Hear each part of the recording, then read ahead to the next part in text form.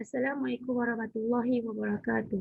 Baiklah pelajar, hari ini kita akan sambung topik minggu lepas iaitu kemahiran saintifik. Minggu lepas saya dah terangkan 6 kemahiran yang terdapat dalam kemahiran proses sains. Jadi pada hari ini kita akan sambung kemahiran yang seterusnya. Okey, menggunakan perhubungan ruang dan masa. Ianya merupakan proses menghuraikan perubahan parameter dengan masa. Okey, parameter ni seperti lokasi, masa, arah, bentuk, saiz, isi padu, berat dan jisim bagi sesuatu objek. Di sini kita boleh lihat contoh ataupun situasi bagaimana menggunakan perhubungan ruang dan masa. Okey. Apabila masa bertambah, bentuk dan saiz ketulan ais berubah. Apabila masa bertambah. Jadi jika kita lihat kat sini daripada 0 minit ke 5 minit ke 10 minit hingga ke 15 minit. Jadi kat sini menunjukkan pertambahan masa. Okey. Apabila masa bertambah, bentuk dan saiz ketulan ais berubah. Macam contoh kat sini 0 minit iaitu bentuk aisnya seperti biasa. Tapi apabila dah masa bertambah menjadi 5 minit, bentuk ais mula berubah hingga masa bertambah seterusnya hinggalah ia berubah menjadi ais. Jadi kita lihat pertambahan masa menyebabkan perubahan dalam bentuk ais tersebut. Okey, seterusnya mengawal pemboleh ubah. Okey, pemboleh ubah ni merupakan sesuatu yang berubah dalam sesuatu penyiasatan. Dengan kata lain, kita akan dapat kenal pasti jenis-jenis pemboleh ubah melalui penyiasatan yang kita akan lakukan. Okey, di sini terdapat 3 pemboleh ubah yang perlu kamu kuasai.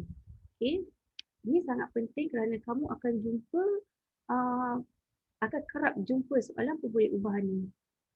Okey, pemboleh ubah yang pertama iaitu dimalarkan. Okey, pemboleh ubah dimalarkan ni maksudnya ialah yang tetap dalam penyiasatan. Okey, maksud tetap ketika kamu menjalankan suatu penyiasatan tu, okey, pemboleh ubah yang tetap tu adalah di mana ianya tidak pernah berubah sepanjang eksperimen itu berjalan. Okay, tanpa sebarang perubahan. Maksudnya ia kekal, ia tetap, tidak berubah. Itu maksudnya pemboleh ubah dimalarkan.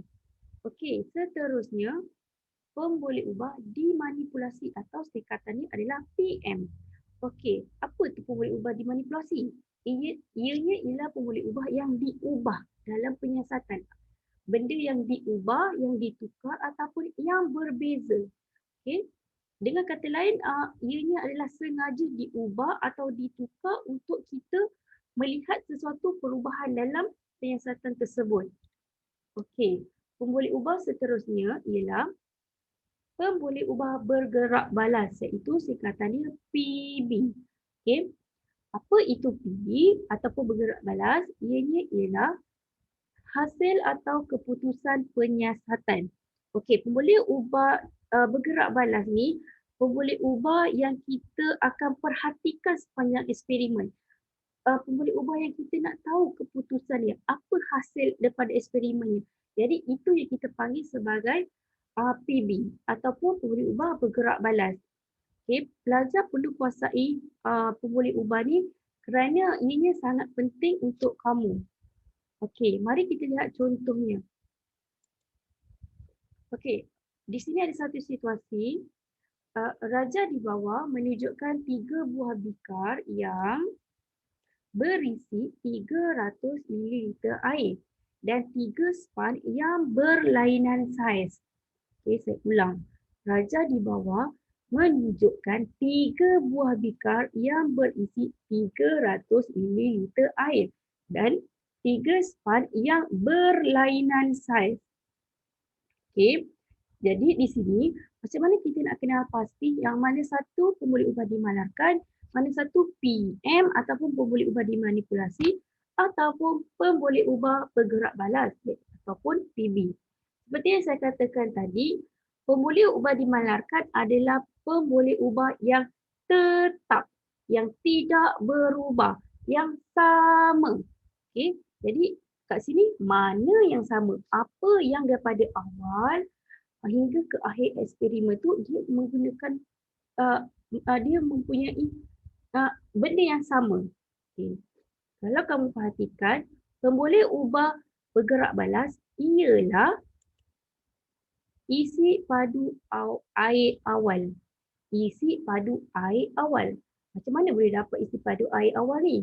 Okey, kat sini kan dia dah kata 300 ml air dalam 3 buah bikar. Maksudnya dalam bikar 1, bikar 2 dan bikar 3, ketiga-tiga bikar ni mempunyai kandungan ataupun isi padu air yang sama, iaitu 300 ml air. Jadi kat sini dia tak ada tukar, oh yang ni 300, yang ni 200, ini 100. Tidak. Dia kat sini ada 300, 300, 300. Maksudnya ia sama. Ia tetap. Ia tak berubah. Jadi itu yang dimaksudkan pemboleh ubah dimalarkan. Okey, seterusnya mari kita lihat pemboleh ubah dimanipulasi ataupun PM. Okey, yang saya katakan PM ni ataupun pemboleh ubah dimanipulasi ni yang dia tukar, yang berbeza, yang sengaja diubah. Okey, apa yang diubah kat sini? Saiz span. Okey. Kalau kamu lihat bikar 1, saiz span dia adalah kecil. Manakala saiz span yang kedua sederhana dan saiz span yang ketiga adalah besar. Jadi kat sini dia tukar span tu. Oh bikar 1 kecil, bikar 2 sederhana dan bikar 3 adalah besar. Jadi kat sini tak sama. Dia berbeza. Okey, itu yang dipanggil PM ataupun pemboleh ubah dimanipulasi. Okey, pemboleh ubah bergerak balas ialah isi padu air, isi padu yang tinggal di dalam bikar ataupun kita panggil kadar serapan. Okey, ini yang dipanggil sebagai hasil daripada penyiasatan. Okey, ini yang dipanggil sebagai hasil penyiasatan. Bila saiz span kecil, berapa je baki air yang tinggal dalam bikar. Sebab sama juga dengan sederhana dan besar. Kita nak tengok hasilnya. Sebab tu dia punya saiz ni berbeza. Sebab dia nak tengok perbezaan. Jadi kat sini adalah pemboleh ubah bergerak balas ataupun PB. Ini adalah pemboleh ubah bergerak balas. Okey. Seterusnya, membuat hipotesis. Okey, membuat hipotesis merupakan membuat pernyataan umum tentang hubungan antara pemboleh ubah bagi menerangkan sesuatu perkara. Okey, hipotesis ni dia bertujuan ataupun dia dapat membimbing pelajar untuk menentukan sesuatu data yang akan dikumpul dalam penyiasatan. Okey, macam mana cara pelajar untuk menjawab soalan yang jika soalan dia minta nyatakan pemboleh ubah. Okey, kat sini ada kata kunci. Kata kunci ataupun perkataan yang perlu pelajar tulis di jawapan. Okey, yang pertama adalah perkataan semakin. Okey, macam mana nak buat membuat hipotesis?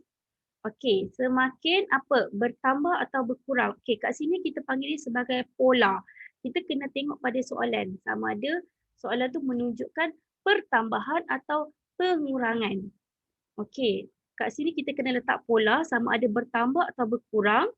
Okey, kemudian PM. Okey, untuk yang di sini kena lihat di mana pemboleh ubah dimanipulasi. Jadi pelajar hanya perlu salin sahaja di sini. Okey, semakin bertambah apa? Okey, ini bergantung pada soalan.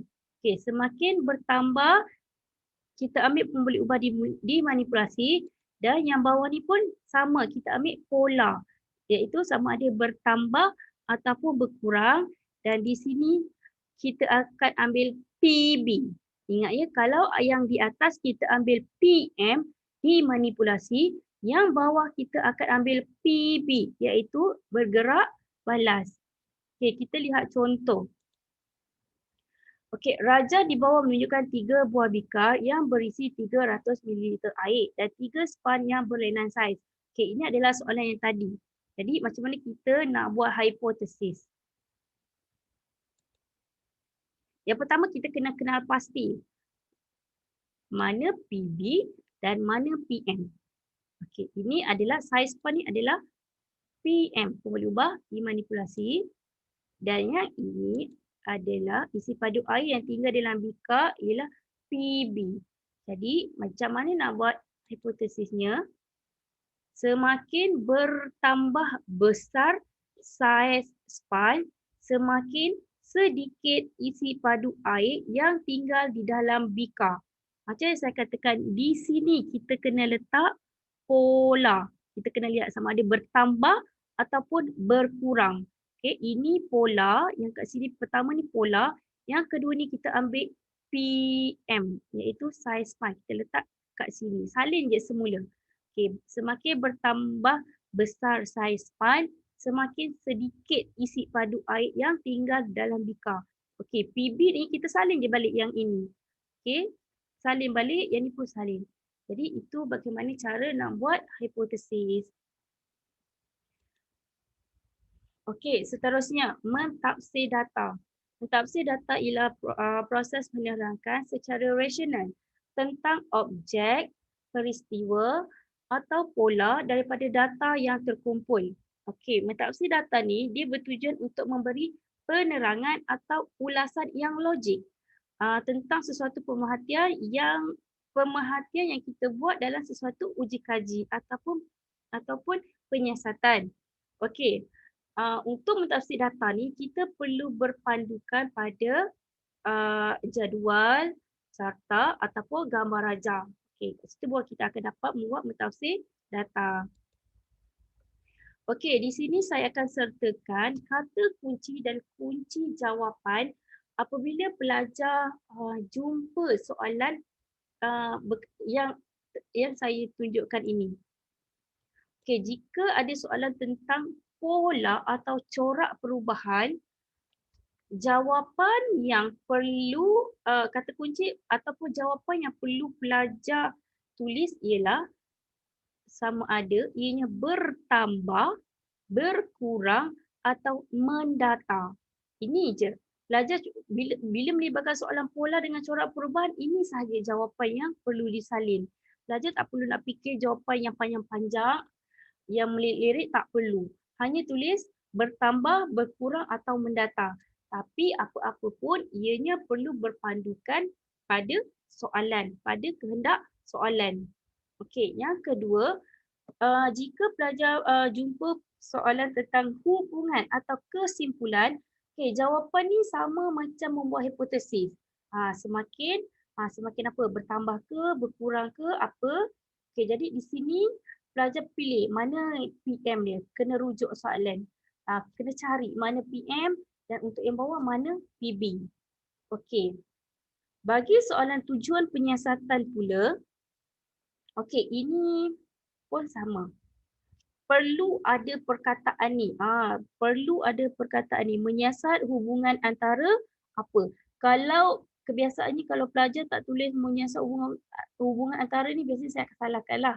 Okay, tapi bergantung pada jawapan pelajar jugalah. Tak cuma kebiasaannya memang kena ada benda ni. Okey, tujuan penyiasatan kena kaitkan menyiasat hubungan antara PM. Sama juga, cari pemboleh ubah dimanipulasi dengan PB. Jika pelajar jumpa mana PM, terus tulis menyiasat hubungan antara apa? Saiz, span dengan isi padu air yang tinggal. Okey, itu contohnya. Okey, untuk membuat rumusan, untuk soalan rumusan, pelajar boleh jawab menggunakan soalan hipotesis, hubungan atau kesimpulan. Jadi untuk rumusan, pelajar boleh ambil balik daripada yang ini. Boleh salin semula, boleh ataupun boleh menjawab seperti ini. Tiada masalah. Okey. Seterusnya, mendefinisi secara operasi. Okey, apa itu mendefinisi secara operasi? Okey, ianya memberi tafsiran tentang konsep atau keadaan dengan menyatakan perkara yang diperhatikan. Okey. Contoh dia seperti, okey, kita lihat macam mana nak jawab definisi secara operasi. Okey, apa itu definisi? Okey, definisi ialah maksud yang diminta ataupun istilah sesuatu perkara tersebut. Yang seterusnya, operasi. Operasi tu apa? Operasi tu kita cari balik pun boleh ubah bergerak balas. Okey, kalau definisi kalau macam definisi ini dia lebih kurang macam dari segi macam kadar pernafasan, isi padu kotak, kekuatan magnet, kadar pertumbuhan anak pokok. Jadi ini selalunya yang di hadapan. Okay, kita lihat contoh ni. Okay, kat sini ada 3 jenis magnet. Okay, 3 bentuk magnet yang berlainan saiz. Jadi kat sini kita boleh tahu bila saiz dia kecil, saiz magnet tu kecil, jadi dia punya kekuatan tu lagi rendah berbanding saiz yang besar. Di mana kekuatan ni lagi kuat dan dapat menarik lebih banyak paku. Okay, definisi secara operasi yang kita boleh buat ialah kekuatan magnet ialah bilangan paku yang dapat ditarik oleh magnet. Kekuatan magnet ni adalah definisi. Okey. Ditambah dengan pemboleh ubah bergerak balas. Bilangan pemboleh ubah bergerak balas adalah hasil daripada siasatan tu. Macam yang saya katakan tadi, pemboleh ubah bergerak balas. Jadi maksud yang diminta ialah kekuatan magnet tambah dengan bilangan paku, salin balik. Maka dapatlah jawapan ni. Kekuatan magnet ialah bilangan paku yang dapat ditarik oleh magnet. Okey, yang terakhir sekali, mengeksperimen. Okey, mengeksperimen ni apa? Ianya merupakan kemahiran merancang dan menjalankan penyiasatan untuk menguji hipotesis, mengumpul dan mentafsir data serta membuat rumusan. Okey. Jadi eksperimen ni dia merupakan lebih kurang kepada proses untuk kita menguji sesuatu hipotesis, merancang. Antara prosedur yang perlu kita buat untuk mengeksperimen ni seperti membuat pemerhatian, mengemukakan soalan tentang sesuatu masalah, membuat inference, merekod data, mentafsir data, membuat kesimpulan, menentukan radas yang kita nak gunakan untuk eksperimen, untuk kita menyalakan sesuatu eksperimen. Okey, itu sahaja. Baiklah, untuk topik kemahiran saintifik, kemahiran proses sains telah pun habis. Jadi minggu hadapan saya akan sambung dengan kemahiran manipulatif. Sekian, terima kasih. Assalamualaikum warahmatullahi wabarakatuh.